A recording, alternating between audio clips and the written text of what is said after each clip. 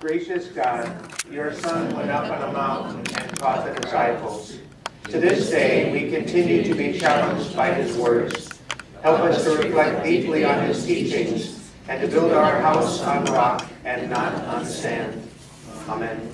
So just to kind of review where we were last week, not all of you were able to be with us. What did we talk about last week? What are some things you're asking about Matthew, struggling with Matthew, questions about Matthew? Anything come to mind? Always good to see if anybody's paying attention. So. Yeah, remember it. Matthew was written to whom? Who do we think?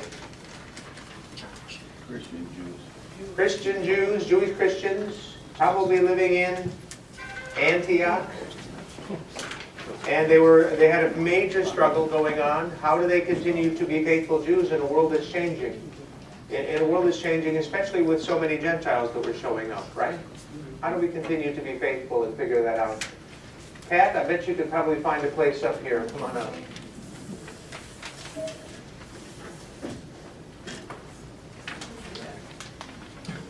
Matthew used several sources to put together his gospel. Yeah, he used several sources, things like Mark. About 90% of Mark shows up in Matthew.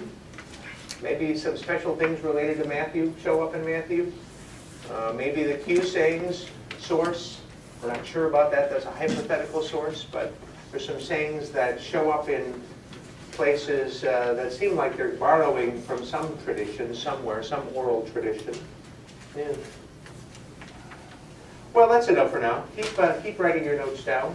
It's not a quiz. It won't be on the final exam, so you'll be okay.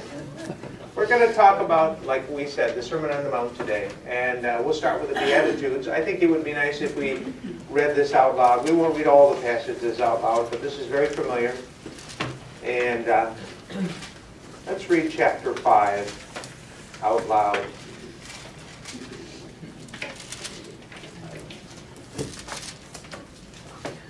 When Jesus saw the crowds, he went up on the mountain, and after he sat down, his disciples came to him. And then he began to speak and taught them, saying, before we go any further, what does that verse tell you? What scene? What's the setting here? It's a teacher moment. It's peaceful. Say that again, Sharon. Teacher moment. It's a teacher moment. Yeah, it's a teacher moment. Wasn't he wanting to probably be sort of a way to recuperate himself? Well, this isn't recuperation. This is a lot of teaching going on right here. So. No, but I mean the disciples came to him. Yes. So Okay. did he go up alone? That's a good question. I didn't read the stuff right before. His fame spread throughout, so it was one of those kind of summary statements. You know, it certainly had that kind of feeling. Yeah. But now there's the crowd, and now he's teaching. One could think of Moses coming down the mountain, and he's up on the mountain. Yeah, he's on the mountain. We got a mountain thing going on. Mountains are important in Matthew. The third temptation happens on a mountain. The transfiguration, of course, happens on a mountain. His ascension into heaven at the end with his disciples, where he says, go and make disciples of all nations, happens on a mountain. So mountains are important. And I think Chris said, it gives us an illusion of Moses, doesn't it? Jesus is the new Moses. And this is the new Mount Sinai. And like good Jewish teacher, what's his posture when he's Sitting down. All right, sitting down. So here we go. We're just going to do it like this today. So just keep talking. Well, anyway, I don't like to talk. I can't sit down. Good try, but that's what he did. He probably talked longer than I did. It seems like when he was in position to begin to teach, that his disciples came to him and they sat maybe right up close to him. I mean, you can look at Exactly. They were sitting up close, weren't they? Very good. You get that sense. So I don't know what it is, but Lutherans on Sunday morning. Very good way. That's good. That's very observant of you. Let's go on. Verse 3. Blessed are the poor in spirit, for theirs is the kingdom of heaven. Blessed are those who mourn, for they will be comforted. Blessed are the meek, for they will inherit the earth. Blessed are those who hunger and thirst for righteousness, for they will be filled. Blessed are the merciful, for they will receive mercy. Blessed are the pure in heart, for they will see God. Blessed are the peacemakers, for they will be called children of God. Blessed are those who are persecuted for righteousness' sake, for theirs is the kingdom of heaven. Blessed are you when people revile you and persecute you and utter all kinds of evil against you falsely on my account. Rejoice and be glad, for your reward is great in heaven.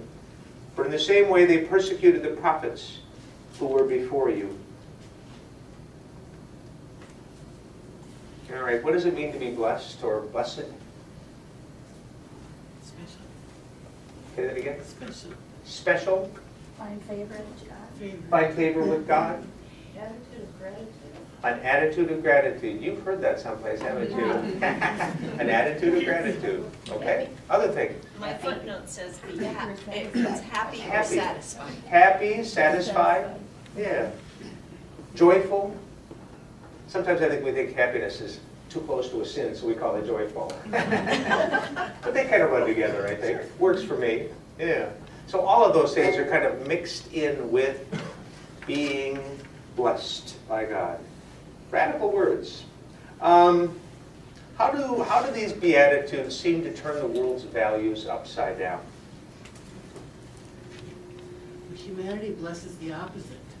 He seems to be blessing the opposite almost, doesn't he? Yeah.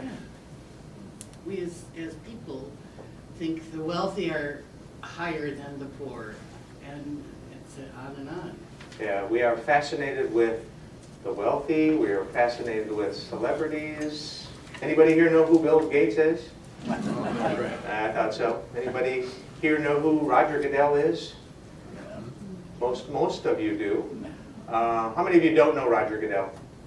All right, so a bunch of you. I bet if I say what he is, you'll know. He's the NFL commissioner. Oh.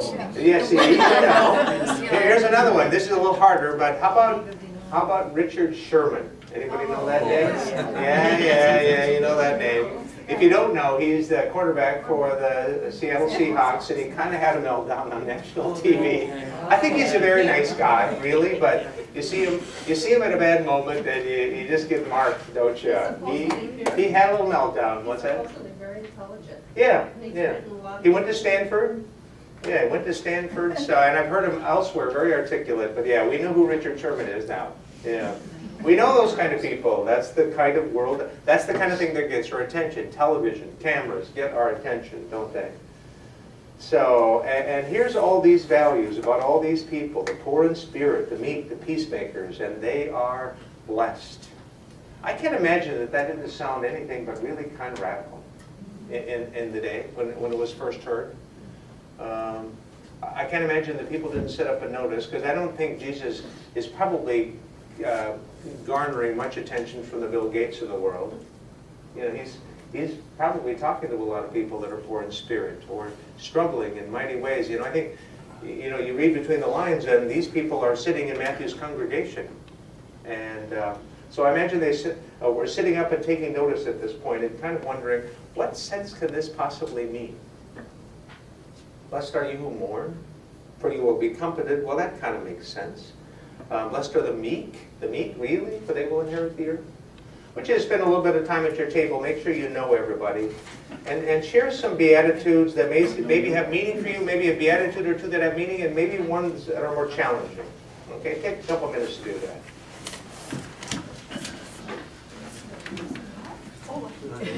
Hi, Chris. Good morning. Good morning. I forgot my name. This is Ann. Oh, this is Ann. Carla. Makes sense. Some of them are rather ironic. I always look at the character there. And my footnote gave it a little different twist than I've always said.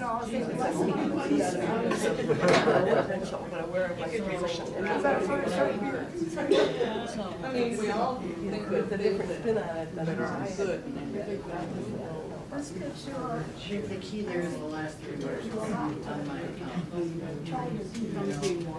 Well, it seems to be against the typeface, doesn't it? Typeface were I probably was running, it was usually when it says blessed are the meek and those guys. And they thought they'd had it all figured out. Meek is not.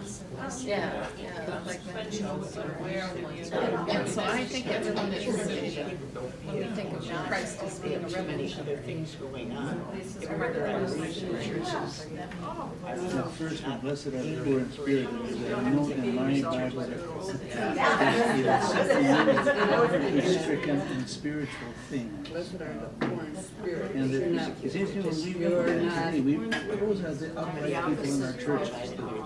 You know, the meek, hunger and thirst for righteousness, You're not the merciful. I mean, we translate that God pretty is not easily. with you Those as are much the good as your folks in our spirit is churches. in But I think in that day, that was That's why God was much more. They thought they were so spiritual by following all the laws. And so then it says here, blessed are those that are in spirit. The same one. You gotta be poor in spirit, and their spirit is so good, their spirit is so good, that they're gonna see the kingdom of God. And they're saying the opposite, the spirit is. But that means you're part of the calling God all the time. They're the Because ones you're that are going against receive the the kingdom of second heaven. way.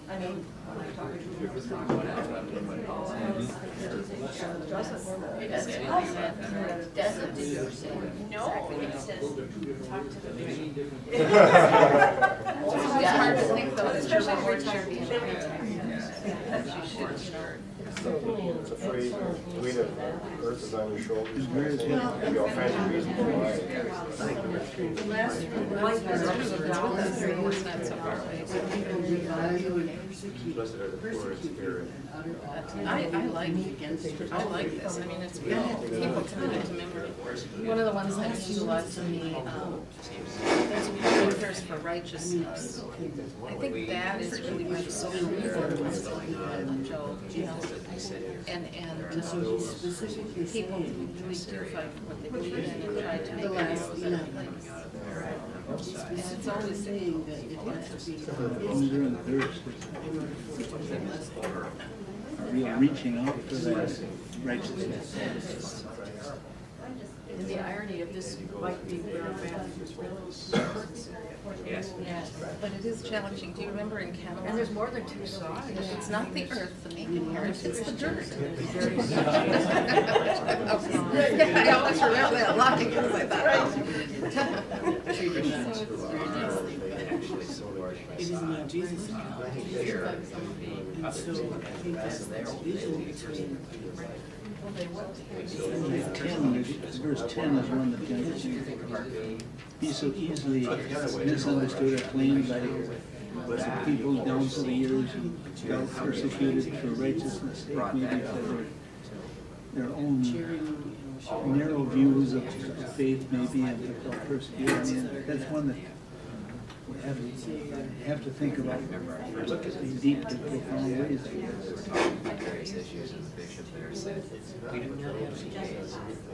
So this just shows us, so the Sermon on the Mount is all these chapters. I used to think that we had it here. It's just, yeah, go good. I'm not the only one. So he does go on and say many other chapters, but it starts with, you know, it's almost poetry. You know, this first part, they're there, but not something. Luke is the Sermon on the Plain. And the placard, Luke. They're not gonna be getting Does it have something to say?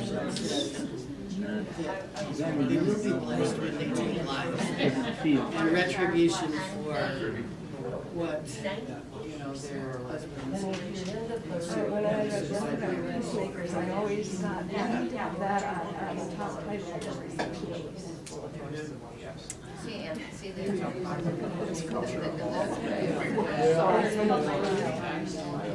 and particularly now, we seem to be more than ever divided. Well, that was one of the, no, that was 70s. And those who were not, they were. The note here in this Bible too says Jesus is contrasting two ways of blessedness. The kingdom way as pure gift of God, and they use the Greek word makaros, and the fleshly way of human attainment, demonius. So there's evidently two different Greek words that are used. Who's blessed? Now God is His gift. To be blessed by God is gift. Not something we attain or 4, 3, 2. So you don't do it for the rest. then you can't. Test, Can't really test. attain it, can you? Let me call you back. So tell me some Beatitudes that are especially meaningful to you.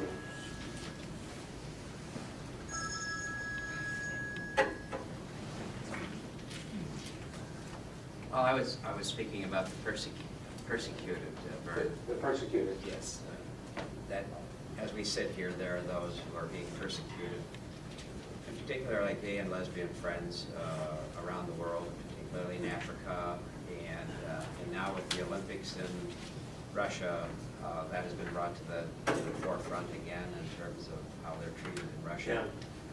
Yeah. And that just goes on. Yeah. And to hear this radical teaching that those who are persecuted for anything, not just for your faith, but for anything, Yeah. you are blessed according to Jesus. Yeah. That would be a radical thing to hear. I'm sure it would just catch you up short. Now notice though, these all start out in the present tense, don't they? Blessed are those, but then it goes on to a future tense in most of them. For they will see God, for they will inherit the earth, for they will be comforted. That not all the comfort, all the inheritance is going to happen in this world, unfortunately. Yeah. Nick's point, if you didn't hear, was that there's a lot of persecution that goes on for anything, for one's faith, but for other things, like being gay and lesbian. And we pick it up especially in the Olympics because of some of the attitudes in that society. It's hard. I think I remember last year, wasn't there a gay man that was shot in the head in New York City for purely being gay? Somebody just walked up and shot him in the head. So I don't think heterosexuals can imagine that. I can't. But I hear a story like that and I shudder. Yeah. Other things that are meaningful.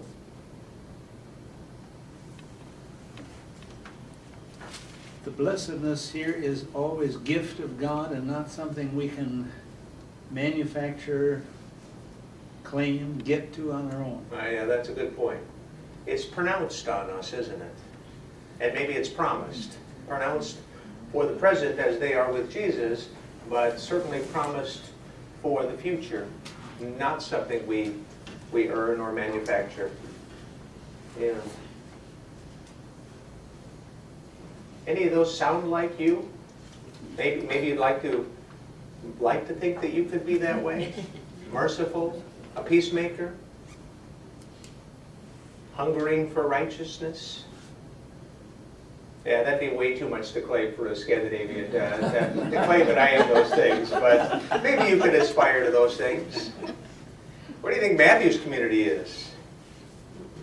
I think maybe Matthew's community is in verse 11. Notice where the voice changes from third person to second person. Blessed are you when people revile you and persecute you and utter all kinds of evil against you falsely on my account. Remember we said last week they're Jewish Christians, they're most likely not in the synagogue anymore. Maybe they've been kicked out of the synagogue, and maybe it's just real hard to try to find their way in that setting. And so maybe there's slander, and there's a family feud going on, and it's not pretty, and there's lots of things being said. So I have a feeling that is the real life situation of a lot of those people, and it's hard. So you pick up the story of Matthew, and Jesus says these words, these wonderful words in the Beatitudes, and maybe Matthew goes from they to you, because he really wants to personalize that part of the story. Blessed are you when you're going through that. God is with you. God is with you. They did that to the prophets of old. This is nothing new. Doesn't mean it's excused, but it's nothing new, and God will help you find a way through. Some would say that he looked directly at the disciples on this one. Yeah, maybe he looked directly at the disciples. Because of what was coming. Because, yeah, it was coming, definitely. It's not just future tense. Your reward is great. Yeah. That route, the future. Mm-hmm. Yeah, they're not all future. There's a couple that aren't. For theirs is the kingdom of heaven. Mine says you cannot. These are not multiple choice. You need to take the whole package. All right, we're taking them all. All right. That works for me. It's quite a collection. Quite a collection. Let's go on. We could spend lots of time on any of these, but let's press on. And we're going to read 17 through 20. And I would look for volunteer readers, but we're taping this, so I'll go ahead and read the passages that we do read. Do not think that I have come to abolish the law or the prophets. I have come not to abolish, but to fulfill.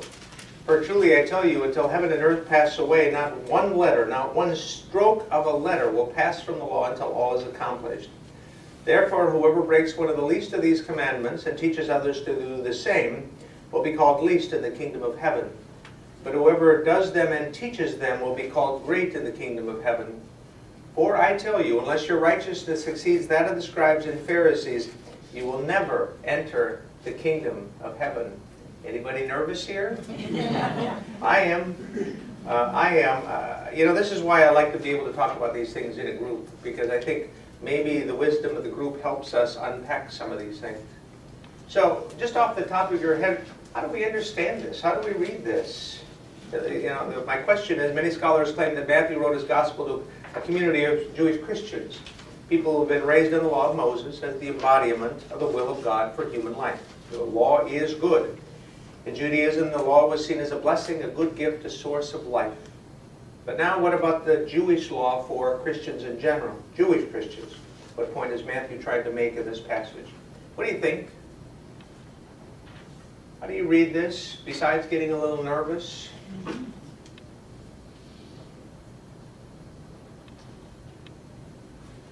What's righteousness, by the way? Fairness? Or Fairness, something like doing the right thing, kind of living according to God's will for your life, doing what God intends for you to do, which Jews would see as embodied in the law of Moses. Well, this Okay. seems sort of opposite to the Beatitudes, because we were saying they're so revolutionary.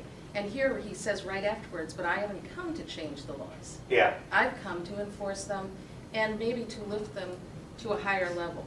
Is what he's really saying here.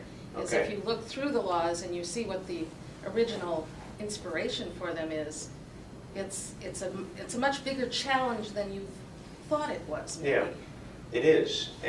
Following the law is a much bigger challenge, especially if you get to the heart of some of these passages. It's not just about murder. It goes further than that. A little bit like Luther in the Small Catechism. You know, it's not just about murder. It's about how you treat your neighbor, isn't it? And what do you say to your neighbor? Luther was constantly expanding the thought and the heart of some of those commandments. Yeah. You know, a couple of common answers for dealing with the law, and that's something that Christians have been dealing with all throughout the New Testament and ever since, that the Old Testament remains in full effect for Christians. That's one answer. I'm not sure many of you are going to buy that one. And another answer, the new freedom in Christ abolishes the requirements of the law for Christians. That would be Paul, right? That'd be Paul. Paul would say we don't live by the law, and most of us don't, let's be honest. None of the dietary laws, none of the cultic laws, most of the laws of the Old Testament we would not follow. But what are we supposed to do? I think here in the Sermon on the Mount, Jesus is giving us a third alternative. The law was not done away with, but rather it was fulfilled and transformed in Jesus and his words.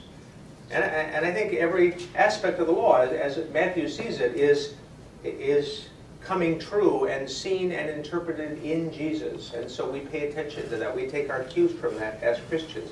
That's what Matthew wants to say to his community. Doesn't mean it's going to be easy, but we go beyond the literal requirements of the law and look for the heart of what that law is telling us, and we live by that. Does that make sense so far? We're going to try this out in 6 passages in just a minute, but I think that's kind of what Jesus is saying. I also think, and I think it's worth saying this, that Matthew can sound a lot like judgment at times. Matthew can scare us.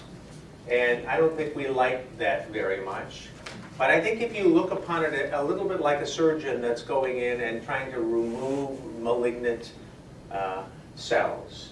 You know, judgment in Jewish eyes, in Old Testament eyes, was largely seen as a good thing. It might be a little painful. You might have to take a time out. You might have to get punished by your parents, kind of stuff. But those timeouts were meant to be good for us. And I really think that's part of the image that Matthew has, that scalpel of the surgeon can do much good, much healing in the long run. So that judgment is meant to be a good thing. Does that make sense? So everybody just take a deep breath and say, this is good for me. This is good for me. Even if it hurts a little bit along the way, the truth can hurt, it can sting, but it can be good for us too. And so I think we have to look at it from that perspective. What does it mean that our righteousness must exceed that of the scribes and Pharisees, or we will never enter the kingdom? How do you read that? That's the scary part. That's the scary part. Are you worried about making it in, Dorothy? According to this, yes. According to this, yes. Well, I think right here, this is kind of a pivotal passage because, you know, at verse 17, Jesus said, I did not come to destroy, but to fulfill. He is the fulfillment, as you said. Okay. But then verse 20, you know, however, if you choose to go your own way and not believe in me and believe in the salvation that is available through me, if you choose to go your own way through the scribes and the Pharisees, then to enter into heaven, your righteousness must at least be equal to or exceed the scribes and the Pharisees. Okay. You know, so I think what you begin to get here in this is Jesus is saying that I am your righteousness. I am your righteousness. Okay. You know, and through faith in me, you have the righteousness that exceeds the scribes and the Pharisees. I think that would be a Lutheran answer to a Matthew passage. Well, it is, but it's, That's a good answer. I'm not sure I would interpret it quite that way. okay. I'm going to look more for Matthew. You know, I really think what Matthew is going to say, and he's going to show it here, is that this is a qualitative thing, not a quantitative thing, okay? So it's not about adding up an amount and saying you got to do the scribes and Pharisees one better. I think it's a qualitative thing. And I think the quality really comes when we follow Jesus' teaching and when he opens up Scripture for us and gives us the heart of what that Scripture tells us, and we do the heart of it. So I really think we're called to do it. I think Matthew is calling his community to do it. We'll have to decide if we always feel like we can do it. But he's telling these good Jewish Christians and Gentile Christians too that you are called to live by the heart of that teaching. And Jesus is going to soon unpack what the heart of that was for us. So I think I hear what you're saying, and I've done that a million times, Wayne. I've done the same thing. We turn it into a faith, we just need faith in Jesus. But I think Matthew's saying if you want to have faith in Jesus, you better do what he says.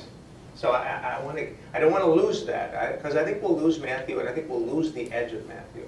Don't we have to have that first?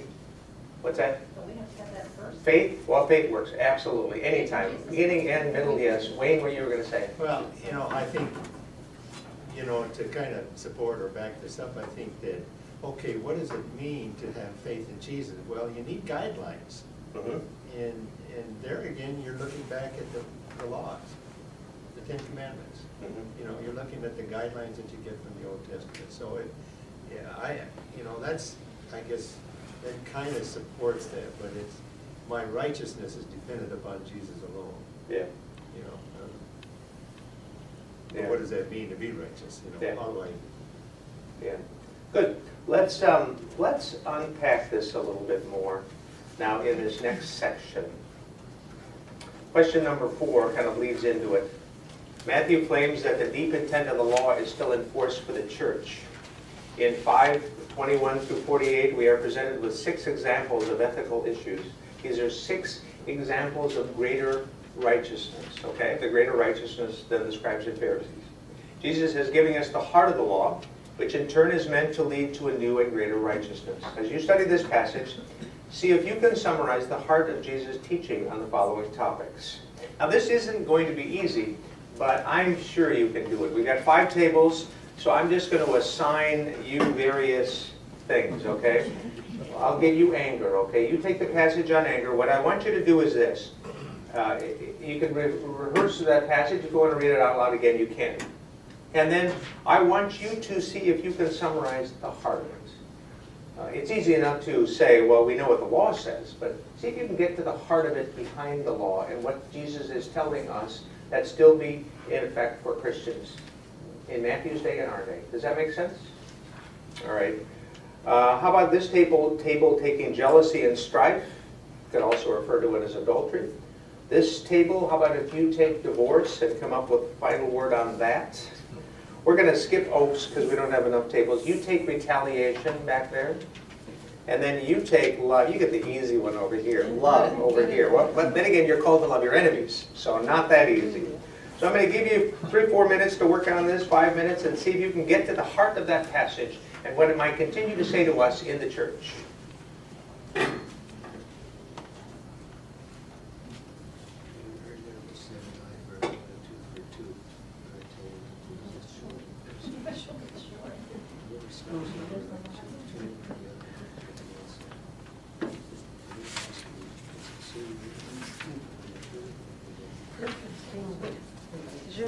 Does your translation use perfect? Must be They're small kids, which is coming last. And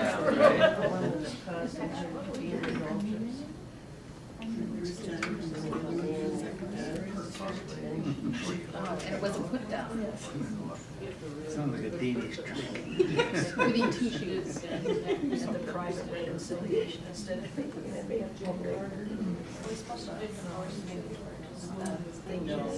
Somebody told me English that reminds me of this passage, and that is that Which probably would have been. God's love falls like rain on everyone so that you can't say this person is not beloved of God. Everyone is loved by God. Other than in I'll try to do that as well. Not that you don't put people in jail if they committed a crime. The lawyer in me comes out right now. But you treat them fairly, and you know, this whole idea the punishment fits the crime. That's so important. That's what all the defense attorneys are trying to do, is to make sure that we're not inhuman in our treatment of someone else. And then you try to redeem them. Calling somebody Education in prison, you give them health care, and you do all these things. In a way, you're demonstrating your love for a person who cannot be trusted to be among us. But you can still care for them. You don't like it, you take them there away from him. You've got to take it. I don't know, did I take that to a dark place? I'm supposed to.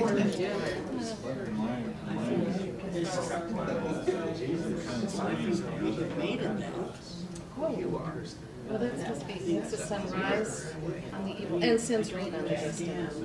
There it is. Yeah. The skimming. word pops up here too. So broad is the definition, but then there's several places where, what action are you Yeah, to like take? everyone. I don't think it's possible because we're humans. But it really goes back to Okay, people when you do having, it, or if you do it, or, well, treating others with dignity shrug it off, or and respect, even if you don't like them personally. I mean, response, responsible. that's, you know, I don't think it's intended Do to something really go about it. with how to resolve it. Yeah, because that distinction you're making is really regardless, that we don't like everyone. Well, if you love everyone, you know, then you get in trouble with adultery, right? I mean, so it depends on how you define these terms. I've got perfectly defined as That's,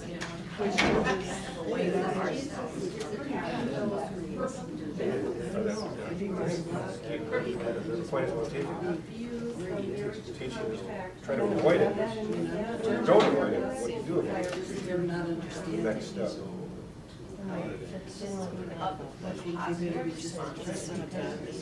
Fix it, try to undo it. Try to avoid it up front, but. Sure. So what is the purpose of this paragraph? Because we are, any one of us Make without us sin. change our normal ways and just go out and love our enemies and pray for those who persecute you and be a child of God even though it goes against our freedom? What's God trying to do? Well, look at Nelson Mandela. Can you think that he when he got in charge of his country, he managed that reconciliation between the two sides, and I worried with him then. I'm not sure he was such a charismatic figure, but that was phenomenal. And those people could get together and acknowledge the terrible things that happened. Yes, I mean, you have these Some in the best ways. Yeah. I know Mandela. Yeah. Well, the people he had in, they were like regular everyday people. He was leading, I think, leading here, saying, this is an ideal, you may not be able to reach it. And it says be perfect. It doesn't give me any out of it. Must be, and it's must be.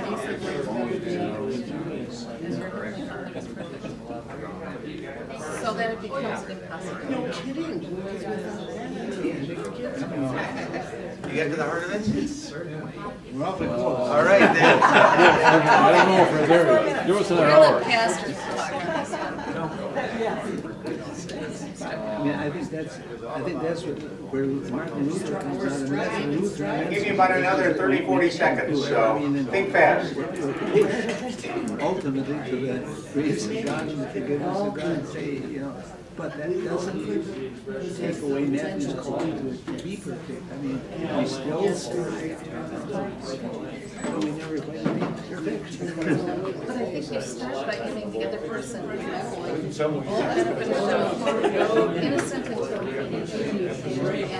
and then even if they're guilty, then when you talk to them, so you can love. She violated but she, but I'm with Ann, you can't like. If you were smart, if you were so smart. Can you love somebody you don't like? That's why it's so important that she made that distinction.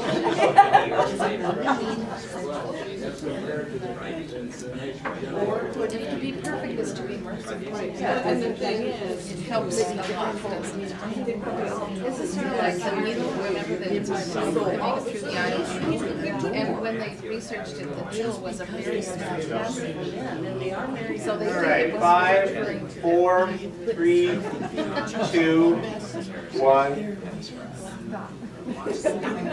All right, these are wonderful passages, challenging passages again, and people have been struggling with these for years. So if you don't have yours wordsmithed perfectly, that's okay. But I appreciate the effort in trying. So let's just do these one at a time and have somebody from your group kind of speak up for what the heart of that passage is. Tell us about anger. Well, I don't know if I got it, but along Pastor emphasizing first step is broadening the definition. It isn't just kill. It's other things in anger beyond killing somebody, even though the narrow writing of the law emphasizes kill. You shall not murder. We learned growing up, you shall not kill, but technically I think it makes more sense to say something like murder because they had capital punishment and a variety of things. So. And then throughout our various examples of, okay, you've done something wrong, don't just sit there and twiddle your thumbs. You're responsible for taking some action to try and correct what you've done. And so those examples, whether it's going to talk to your brother or sister or before the judgment, so it's not just sit back, you want to take action. Yeah, if you're walking into church, I mean, we should take action. It's not just the letter of the law, not thou shalt not murder. I mean, that we get off on that one scot-free, all of us, I think. But we say murderous things sometimes, or people in this church have been known to say from time to time, I wish you were dead. I wish you were dead. And I don't know if anything could be harder to hear than words like that at the right time to the right person, or the wrong time to the wrong person. Very hard. And then sometimes we're even supposed to be more proactive, and we're offering our gift at the altar, and then we remember, then run up to that person and work things out, and then come back and offer your gift. I have yet to see that in a church, but it's a nice idea. It's a nice idea, isn't it? It is. Let's go on. Jealousy and strife. Very good. You're getting into this, or adultery. Yes? Oh, is this you, jealousy and strife? Okay, go for it.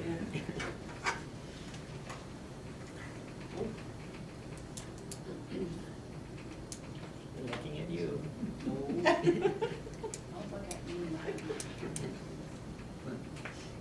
Would you like me to talk about it? Yes, please. That's fine. Aren't you glad you sat in the front row too, so we can all be looking at you?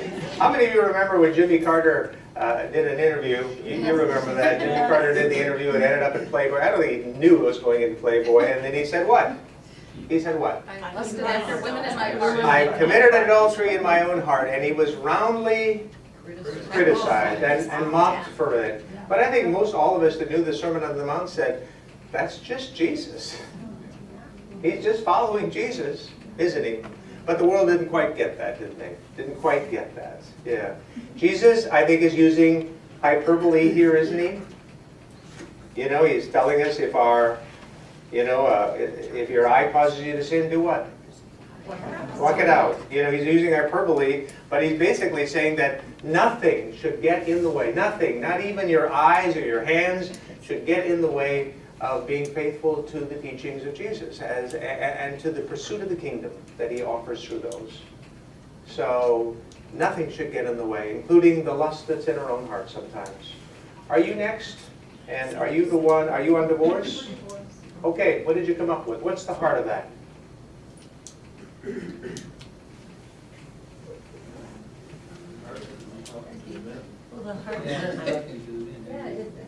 Whoever divorces his wife, let him do it legally, in her divorce papers and her legal right. Yeah, that's a hard one, isn't it? I mean, we all know divorced people. Plenty of people in our church are divorced. And the letter of the law in the Old Testament was that they allowed a certificate of divorce, didn't they? And now, it's important that you hear that word certificate, because divorce at the time was equivalent to abandonment. And a person could be just abandoned. Women at the time, if they were abandoned, would have no way to live whatsoever. So Moses, out of compassion for the woman, not for the man, but for the woman, said, you will write her a certificate of divorce. That way she could show that she was divorced, she could get remarried, and she could have a way to be provided for, because she couldn't provide for herself. And so that's kind of the heart. And there was certainly a lot of casualness. A couple of schools of thought I won't get into, but one of the schools was very lenient towards divorce. The wife wears a dress you don't like, burns your toast in the morning, whatever, you could divorce her. And you could put her on the streets. And so I think the law provided just a modicum of protection for the woman, but it wasn't enough. So Jesus said, divorce is wrong. In the message, there was one statement in there that says that you can't use legal cover to mask moral failure. Yeah, okay. And that seemed like that applied not only to divorce, but a lot. Yeah. You know, I think we know that divorce is not God's intention. We know that. I think people, when they go into marriage, they want to make these relationships work. They want the two to become one, and for there to be communion and strength and a journey that's rich and full. But it doesn't always work out that way, does it? And I would hate to just apply even Jesus' teaching to the letter of the law. Because sometimes marriage is death-producing rather than life-producing. And we've seen that, we've heard plenty of stories.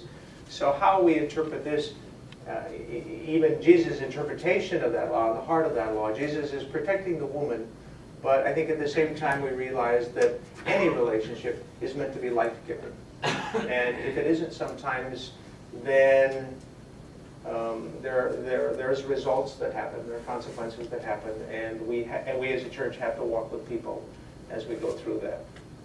Yeah. Let's go on to the next one, retaliation. What did you come up with? Well, we talked about that Matthew didn't go along with the idea of an eye for an eye. That you don't give as good as you get in that sense, but if someone is doing something cruel to you, in return, from your heart, you smother them with goodness instead, that you are going to not retaliate in kind, but in kindness. And a modern analogy or example for us would be Nelson Mandela. Okay, good. Very good. Yeah. an eye for an eye, a tooth for a tooth, that's a measured response, isn't it? And I think in the Old Testament that was considered a good thing, because you wouldn't lose your tooth and then go burn somebody's house down and kill their children. You know, it was a measured response. But even that doesn't go far enough. And again, be careful about your retaliation. In fact, you might return evil with good. Now, if you do that literally, you could be broke and penniless, right? You can't necessarily do everything that Jesus says to the letter of the law, but we're supposed to at least try to return evil, to return good from evil, I think, aren't we? Very good. And then love, what did you come up with? Well, what I wrote down is mercy like rain falls on everyone. And we struggled with the word perfect here. And Joe came up with a translation of it as merciful. So if God is merciful and loves everyone, we can do that as well. But Anne came up with a wonderful distinction, and you may not like this, but we sort of were distinguishing between liking someone and loving someone. Okay. So that you can treat someone fairly, even though they have perhaps committed murder. But still, again, the response should be a measured response. And even if you incarcerate them, they should be treated with respect and dignity. Those were words Joe came up with. Yeah. And so we can't like everyone. It's so against human nature, although, as Pastor said, be perfect. It says you must be perfect. So, was he preaching to you back yeah. Be perfect. Be perfect. So we struggle with that as an ideal. Yeah, you know, when I hear that perfect or perfection, we kind of think of A+ on the test thing. But really, I think another word for perfection is that being set apart. You know, it's related to the word for holy. And I think when we're set apart for God, we operate with a different set of principles than when we're taking our values from the world. So I don't think it means moral perfection so much as just being set apart for God myself. So, yeah. You know, and I don't want to lose that one. I mean, anybody can love their neighbors, right? Love your enemies. You want to take this to the heart of the law. Love the people that can't love you back. Love your enemies. Love the ones that nobody else can love. And then you'll be doing what I'm asking you to do. And then, like I like to say to my staff sometimes when I give them hard assignments, good luck with that. So it's hard. All this stuff is really hard. And I think we do best when we talk about these things in the midst of Christian community and wrestle with them together, realizing that it's never as simple as looking up rules in the book and then applying them neatly to situations. We talked about that last week with Joseph when he had his dream, and suddenly he's not stoning Mary or setting her aside. He's having a dream and God is interrupting his sleep, and suddenly it's like God's doing something new here. So it's never as easy as rules in the book. It's trying to follow as faithfully as we can as God lays it upon your heart to do that. Do you interdenominational pastors ever discuss some of this stuff at your meetings? Yeah, I think we wouldn't get along all that well. You know, that's a nice thought. I remember trying to do some of that in Harrington. We had a variety of pastors. Do we interdenominational pastors ever try to discuss these things? Sometimes. Certainly, sometimes. I think there's certain ways of interpreting Scripture that I think could work well. Yeah, but we don't usually get that far. We usually work on things that we can do together, mission projects we can do together, ways that we can relate to our community together. Seems to be easier than trying to interpret Scripture or do theology together, which isn't all that easy sometimes. Let's go on to question 5. I assume you've read this, so we're not going to take the time to read this passage. But in Matthew chapter 6, Jesus describes 3 practices of the Christian faith: almsgiving, prayer, and fasting. Why does he spend so much time warning against hypocrisy? What do you think?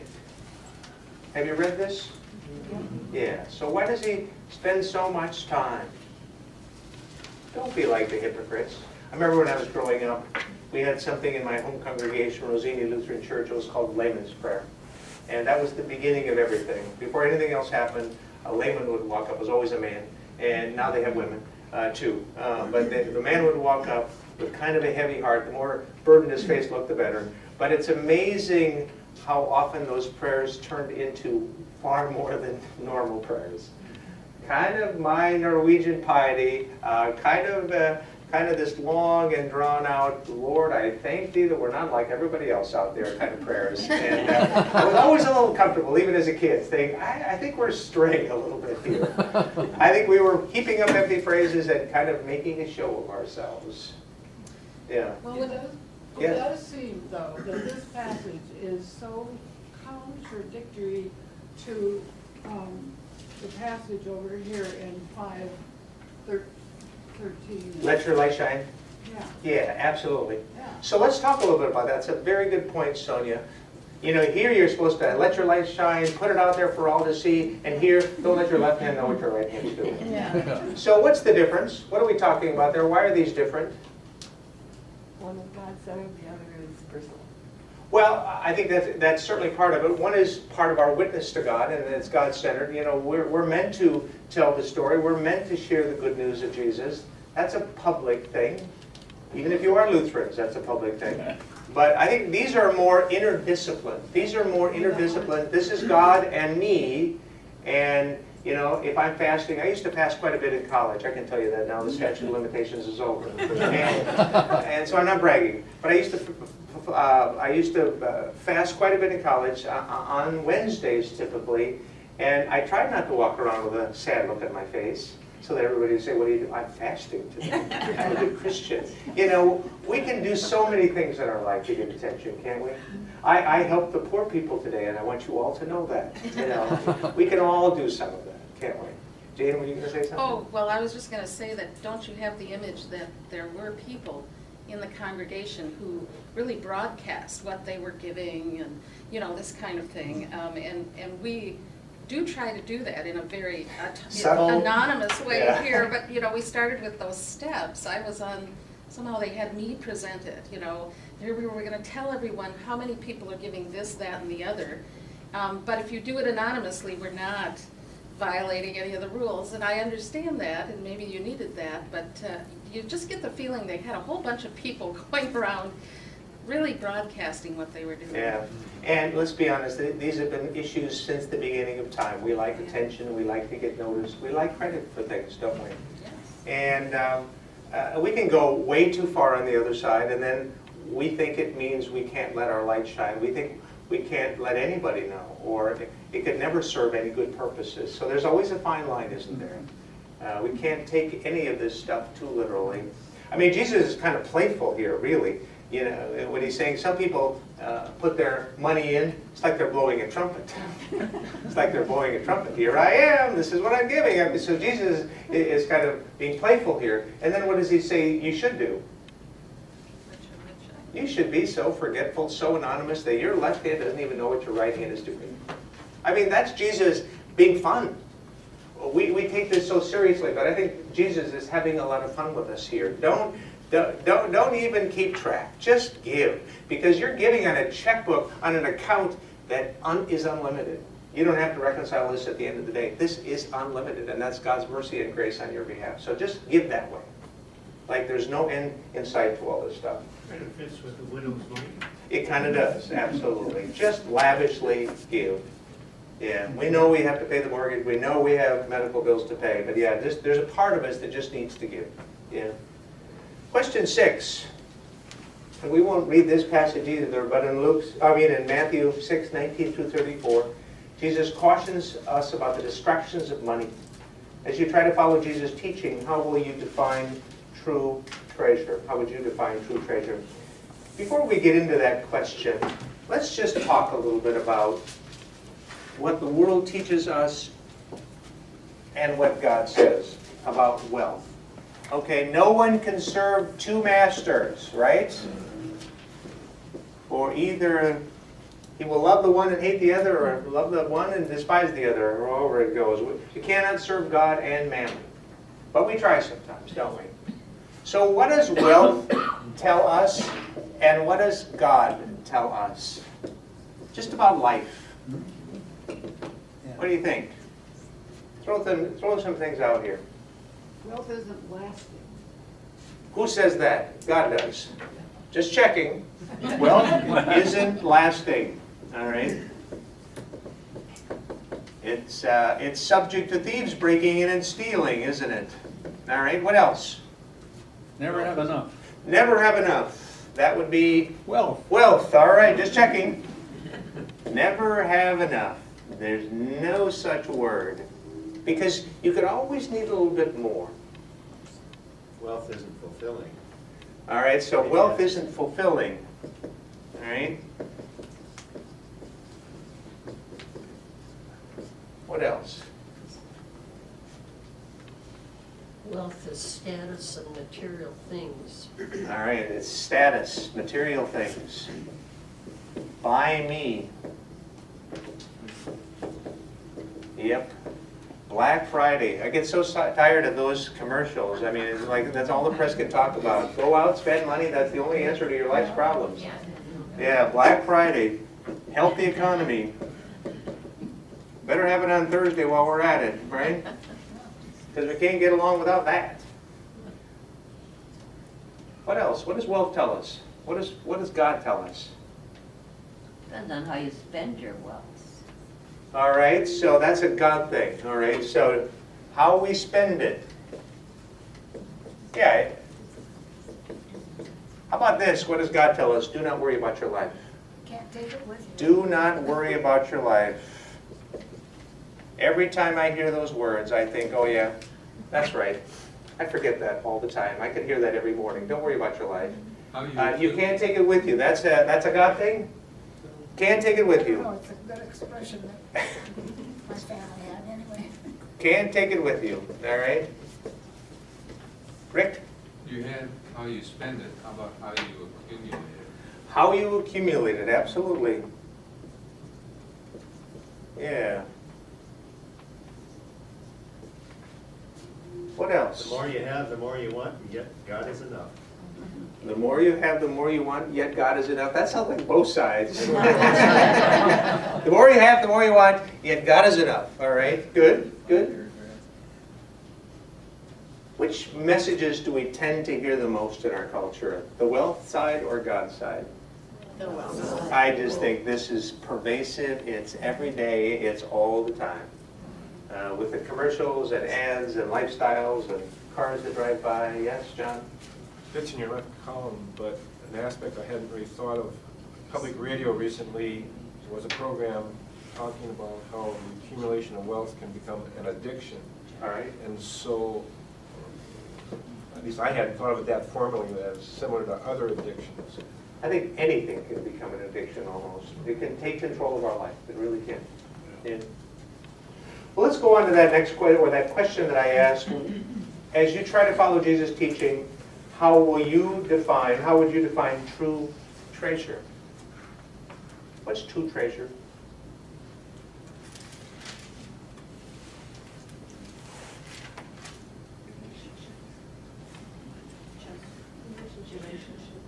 Relationships for you, okay? Relationships. A richness of relationships. We'll use that same metaphor except we'll apply it to other things. What's true treasure? Peace. Peace of mind. Peace of mind. Feeling good about what you've done. Feeling good, a sense of feeling good, a sense of accomplishment. You feel good about what you've done. Maybe a sense of purpose in how you've done it. What's true treasure? Where your heart is. Where your heart is. I have to go back to the wealth a little bit. I've even been in church and have heard people behind me say, oh, look at that dress she's got. You're kidding. I'm like, please, Oh, we do that though. We all do that. Let's be. We all notice things. I know it might be people behind you, but I have thoughts like that. I'm not sitting there only pure of heart, despite what Wayne says. Be perfect. Yeah. You don't say it out loud. That's good. Say it again. I said, but who are you seeing because you're sitting up front? I've got eyes in the back of my head. I knew it was there. I know what they're doing. I knew it was falling asleep during the sermon. Yeah. What's true treasure? What's true treasure? I think, there's a song, I'd rather have Jesus than all of the wealth in the world. And many, many years ago, that was a turning point in my life, when I realized the richness, the precious gift that I have in Jesus Christ. Yeah. And it was a faith turning point for me. It didn't happen all at once, it happened over a period of time. But all through that, I think I learned to appreciate more especially my family, Kathy and the children, and the relationships that we had. Those are and now even as I go through life with this many years later, it's not nothing that I have done, but it's something that Christ has done for me, that it just brought me to the point of what is really meaningful in life. Yeah. Nice. And after everything else is peeled away, it's the relationships. Yeah, nice. Very nicely said, Wayne. Yeah, I read something, 5 regrets that people have on their deathbed. I can't remember what they are, but that would have been an interesting thing to read. You can probably Google it and find it. It has very little to do with storing up money in the bank or staying later at work. I can tell you that. Anybody know why we put on our currency, "In God We Trust"? No, tell us. Maybe somebody does, I don't know. All I know is it's ironic. Yeah. Yes, it is. In God we trust. We try anyway. Yeah. I've always liked the phrase, and wouldn't it be nice if all of us could hear this when we die? Well done, good and faithful servant. Well done. Yeah. Something to strive for as we follow the teachings of Jesus. Go on to question 7, and we're into chapter 7. Jesus has some strong words to say about not judging others in 7, 1 through 4. We're going to read those out loud. These are always convicting, I think. Do not judge so that you may not be judged. For with the judgment you make, you will be judged. And the measure you give will be the measure you get. Why do you see the speck in your neighbor's eye, but do not notice the log in your own eye? Or how can you say to your neighbor, let me take the speck out of your eye while the log is in your own eye? You hypocrite, there's that word again. First take the log out of your own eye, and then you will see clearly to take the speck out of your neighbor's eye. At your table, I want you to talk about this. What does Jesus mean? Can he mean literally that Christians are never to make moral judgments about the behaviors or values of others? Are we never to raise an eyebrow in concern or a voice in protest? How do we apply these words today? Take a couple minutes and work on that, okay?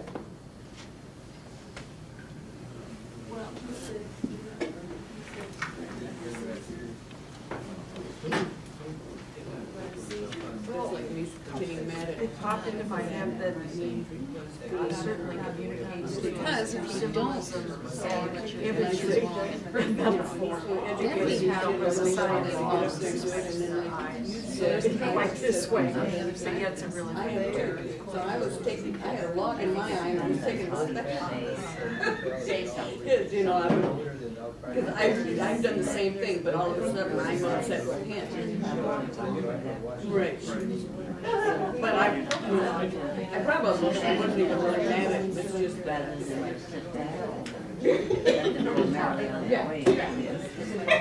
No, I think it's just be careful.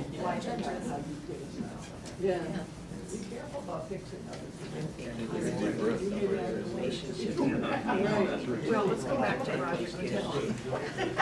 Yeah, the discussion particularly Is he hurting people? Well, but it depends a little bit.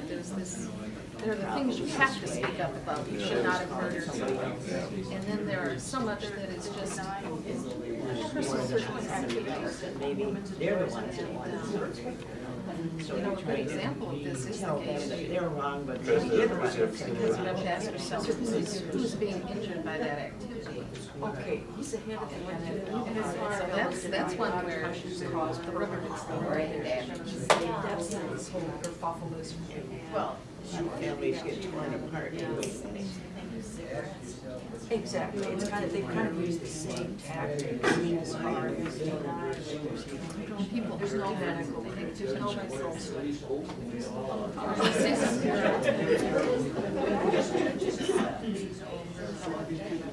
Sort of says in city, if you ever sit in judgment on someone, you always have to judge yourself first. You always have to be mindful that you're not immune from.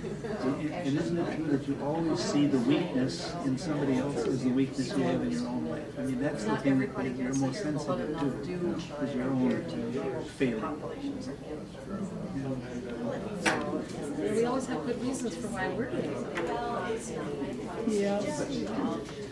But still, we pick that out on somebody else when we're struggling with it ourselves.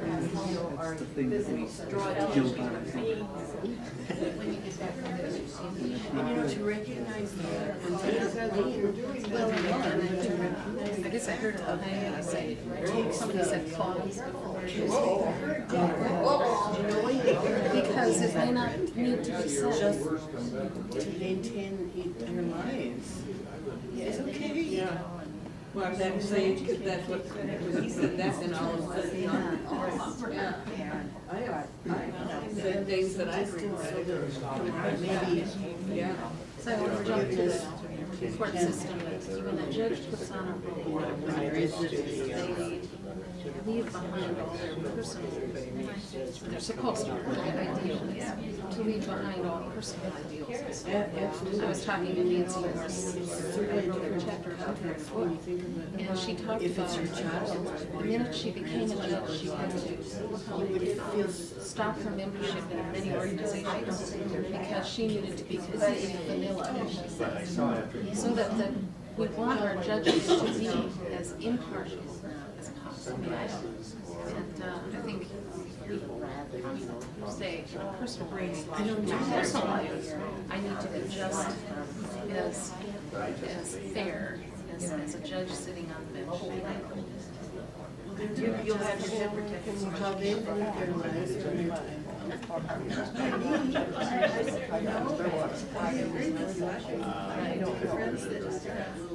But you know what, when you did that, that's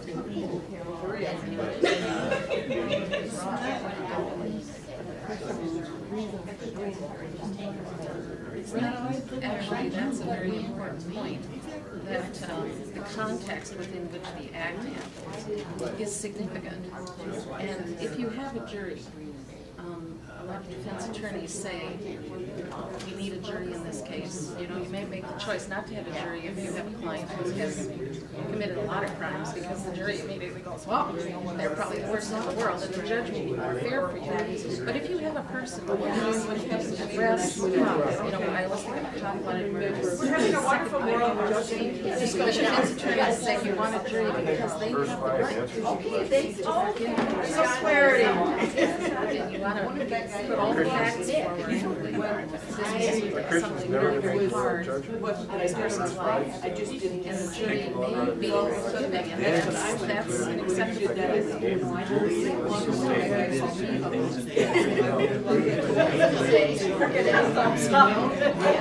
It's like, don't be a hypocrite, right?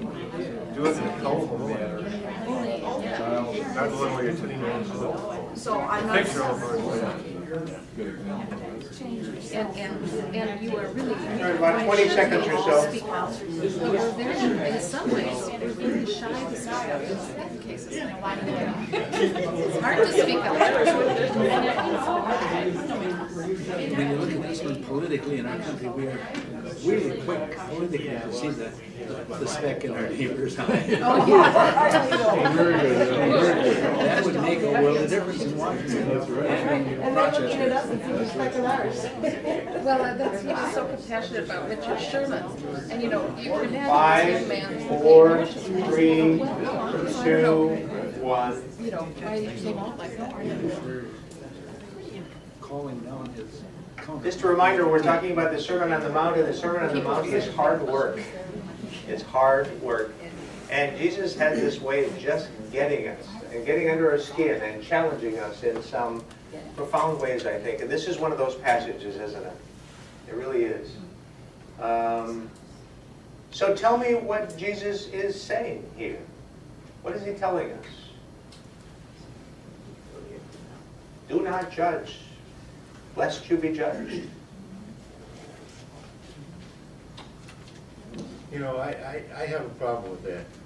This is a different example from what I cited at the table, you know, but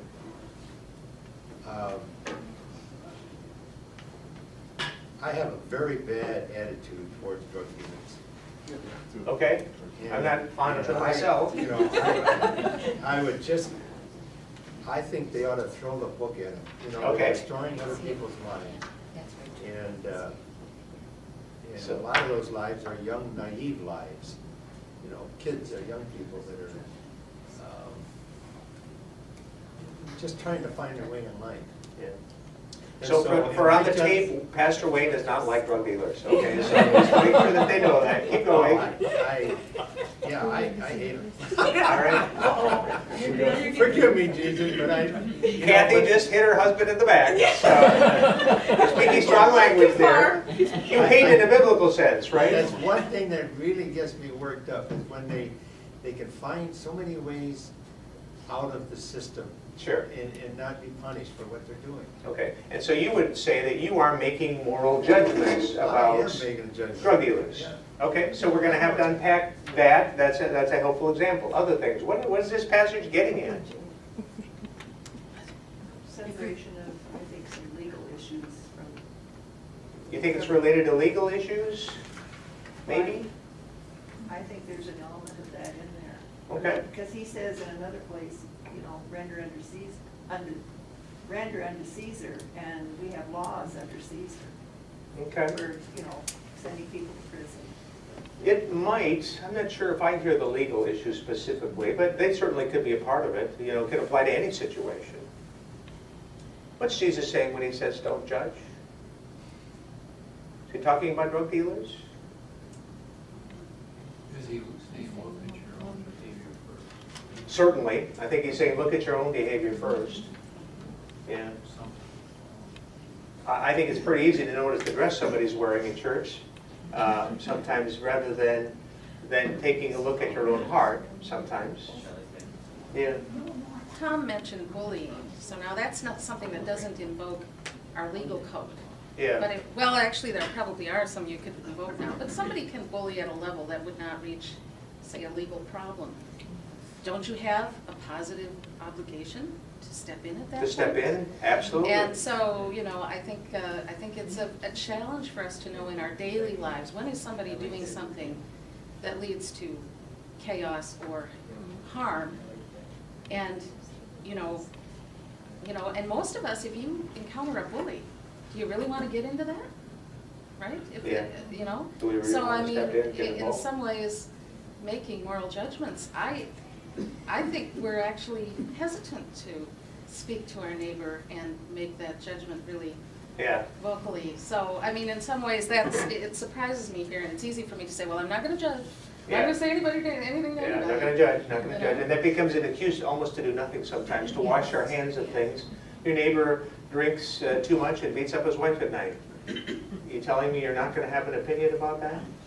Or you're not gonna do anything about it? Exactly, exactly. It is illegal now, battering, so. Yes, you took but it that doesn't one mean we step always too get far. involved. But they may be just intimidating her, or isolating her from her family, Yeah.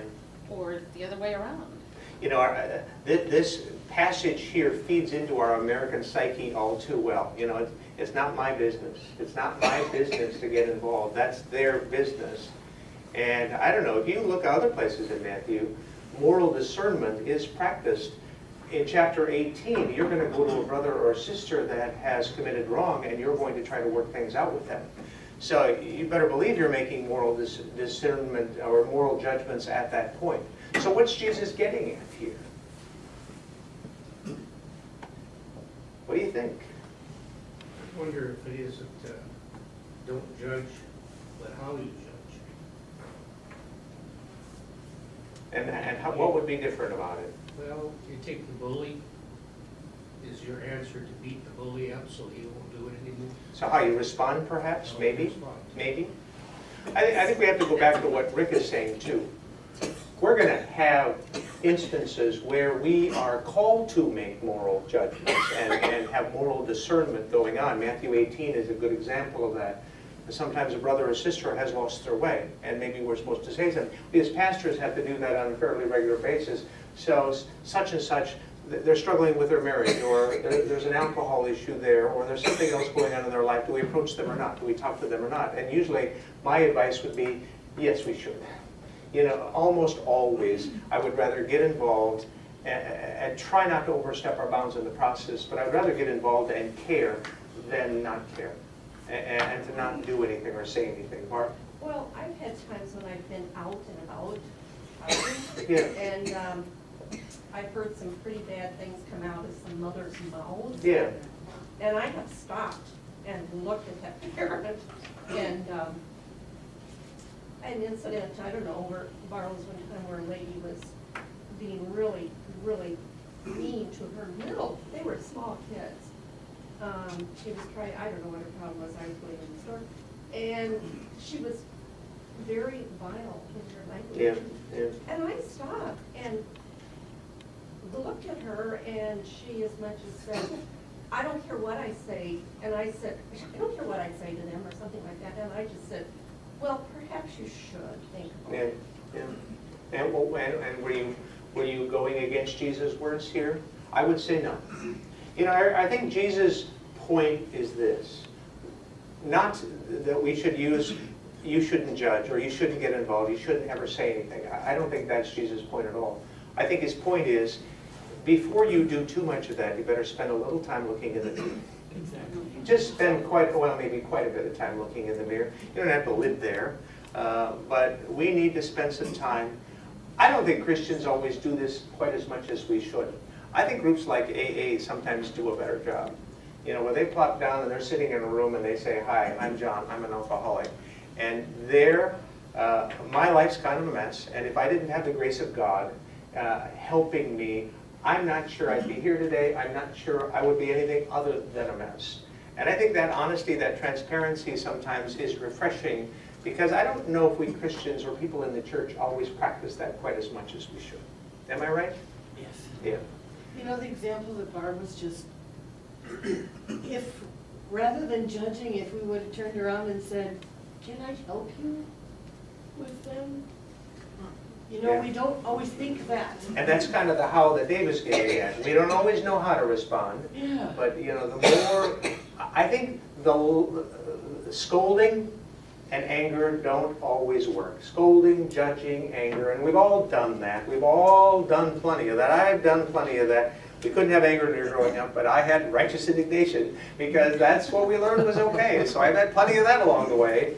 But, you know, maybe it's not that scolding. Maybe it's that, can I help you? Can I walk with you? Can I help with your kids during this time while you're walking around in the store? I don't know. Every situation is different. Yeah. But I think we're called to be judges, but I think first we're called to sit around that AA table and say, hi, I'm John, I'm an alcoholic. Hi, I'm Vern, I'm a Christian, but I make plenty of mistakes in my life.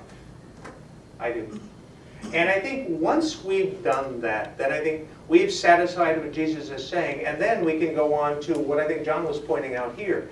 And I think you see it in verse 5. You know, let's skip the you hypocrite part, but if we've taken the log out of our own eye, maybe we're looking at others with a sense of our own woundedness, our own weakness, our own shortcomings and sin. And then we will see clearly to take the speck out of our neighbor's eye. Do that first, and then practice moral discernment. And you'll probably get a lot further in the process. Does that make sense?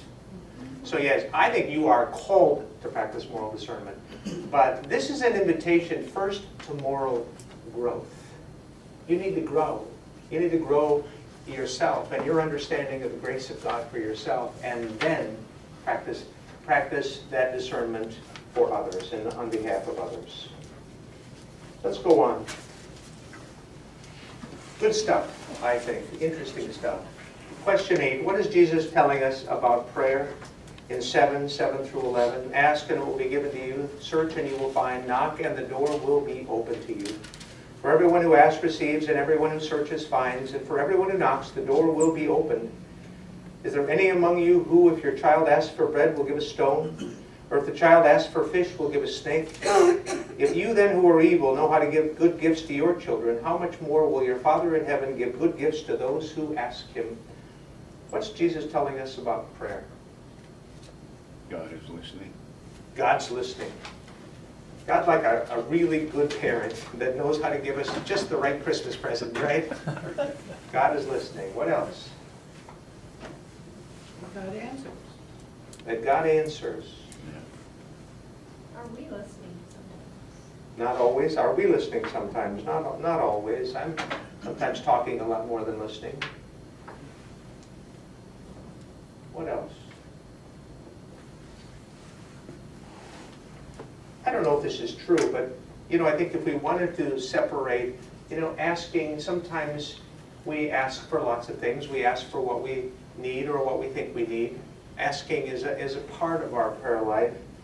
I think if we want to separate and say seeking can be more of that sense of, I'm not sure what I'm looking for, Lord. I need you to guide me. I need you to point me in a certain direction. I need to be grounded and centered in something, and I hope that's your will for my life. And then knocking. What kind of image do you get with knocking? That picture in our little Bible. Persistence? That picture in your little Bible? Yeah. Yeah, it kind of depends on how you're knocking. Is it kind of a timid knocking, or are you rapping on that door? And I get the sense of almost rapping on the door. That sometimes we're those people rapping on the door and saying, God, I need you now. Like some of those Psalms in the Old Testament. I need you now. How long have you been away from me? I need you. I need your help now. It's almost that sense of desperation in the middle of the night that we sometimes feel, I think. So I think there can be some differentiation for those things if we want to. Do you think a passage like this encourages us to edit our prayers or to just let them fly? I think we may get God's answer, but it may not be the answer we want. Right. But we're going to let God help sort that out, aren't we? I don't know if you ever wonder, well, should I pray about that? Should I pray about that parking place? Was it selfish of me to pray about that, such and such a thing? I never prayed for parking. I've heard other people have. So. But, is it selfish to pray in some of those ways? And I think a passage like this says, just pray. Don't ask that question. Just pray. God will sort things out. God will do an editing job on your behalf, but don't you worry about it. You just pray. You just pray. Whatever it is that comes to mind, just pray. Does that make sense? Can you do that, Kathy? 7 and 8, to me, is asking God to come into our lives. And then after you have a relationship, and God's come into your life, then he says, well, then you can ask for bread, you can ask for whatever you need because he'll be there. But it's ask and knock. You're knocking on the door for Jesus, for God, because you want to know him better. Yeah, and I think prayers make more sense out of that relationship, don't they? The longer we've kind of been at that work. Yes, I think sometimes we don't know what's wrong with us. No, that's that seeking part. We just don't know. And the more you go after it and articulate it, you may find that you're not really upset about the parking place, you're upset about something else, but you haven't been confronting it, or you haven't been looking at it in the face. Yeah. And I think that by continuing to ask, you may get to a deeper understanding of where you are. I think so. And why you're in distress. Yeah. Yes. Isn't there's somewhere it says we can't find words sometimes, but the Holy Spirit helps us in our weakness, Romans 8, with sighs and groans too deep for words. I love that verse. Yeah. We don't even know how to pray sometimes, can't we? I often hear people saying that God, they're praying, but God doesn't seem to be listening or answering. And one of the things that I've experienced in life is that, and what goes along with James, is continual asking and seeking. It's a part of the faith journey, and eventually, this happened one time where I received the answer, and I didn't realize it until years later, and I suddenly said, oh God, He answered it. Yeah. I didn't know it until I didn't realize it. It's kind of like knocking on the door, and through time, you realize that God did answer the prayers. We just weren't looking for the same answer. No, I think that's a great point. Great point. You know, I think God answers our prayers. I think sometimes, it's simplistic, but sometimes the answer is no. And sometimes the answer is yes, but a lot of times it's wait or trust me or some other version of that, which I don't like very much. But yeah, just hang on, wait a while, maybe 5 years, maybe 10 years, maybe 3 weeks, but yeah. In Sunday school, we were taught, or told, I don't know, taught, and it says the door, you knock and the door will be open, and on the picture, the knob is on the inside. Yeah. God opens the door to us, we knock. The knob's on the inside, which that image gets used with Revelation 3 too. Behold, I stand at the door and knock, and the knob's on the inside. That's like confirmation verse. There you go. Very good. We don't have time. We've come to the end of our time. I do want to just close with a little bit about building on rock or sand. 1 minute to go, and we'll talk about this. So, how do you know if you're building on rock, and how do you know if you're building on sand? And really, this is the real point of the whole sermon. So, how do you know if you're building on rock or sand? What's that? Way to run for your house to collapse? In God we trust, or in money we trust? How do you know? Sand or rock? You act on what you've heard. You act on what you heard. We turn Christianity into a belief thing. A lot of times a belief thing we do with our head. But so much of Matthew, good Jew that he is you need to do this. You need to act on what you have heard, on what you believe. It's a doing kind of religion. A lot of people think Matthew got put between the Old Testament and the New Testament because it's kind of that perfect bridge between the Old Testament and the New Testament. You have to act on this. And what are we acting on? We're acting on not the law, not the letter of the law. We're acting on how Jesus has interpreted the law and how it's been fulfilled in him. And then we are putting our trust in Jesus, as Wayne talked about, and we are following him. And as we do that, we are building on rock as we follow his words. They're not easy. You can spend the rest of your life figuring out the Sermon on the Mount. Him, trust and obey. Anybody know? Yeah, absolutely. But there's no other way to be happy in Jesus but to trust and obey. Thank you very much for a good conversation today. We'll go on next week and continue the conversation. Go in peace, serve the Lord. Thanks be to God.